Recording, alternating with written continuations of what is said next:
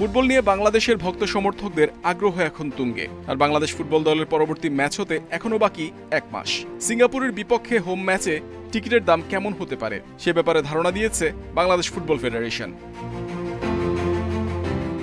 Bangladesh Singapore match হবে 10 June. ঘরের মাঠে সেই ম্যাচ নিয়ে ভক্ত সমর্থকেরা কতটা উন্মুখ হয়ে আছেন সেটা ভালোই টের পেয়েছে বাফুফে। সিঙ্গাপুর ম্যাচ সহ বাংলাদেশের ঘরের মাঠের ম্যাচগুলো যেন দর্শকেরা ভালোমতো উপভোগ করতে পারে সেদিকে লক্ষ্য ফেডারেশনের। 20 মের মধ্যে টিকিট ছাড়ার চেষ্টা করবে বাফুফে। কম্পিটিশন কমিটি থেকে বিভিন্ন প্রস্তাব এসেছে, বাকিটা সভাপতি সিদ্ধান্ত নেবেন। প্রাথমিকভাবে সাধারণ দর্শকদের জন্য ন্যূনতম 300 থেকে 500 টাকার মধ্যে করার আলোচনা চলছে। 3টি ম্যাচ থেকে রাজস্ব আয়ের ভালো সুযোগ দেখছে বাফুফে। বাংলাদেশ ফুটবল দল সবশেষ ম্যাচ খেলেছে এ বছরের 25 মার্চ ভারতের বিপক্ষে। এফসি এশিয়ান কাপ বাছাই পর্বের তৃতীয় রাউন্ডের সেই ম্যাচ দিয়ে বাংলাদেশের জার্সিতে প্রথম ম্যাচ খেলেছেন হামজা চৌধুরী। শিলংয়ে বাংলাদেশ ভারত ম্যাচ গোলশূন্য ড্র হলেও অভিষেকে ঝলক দেখিয়েছেন হামজা।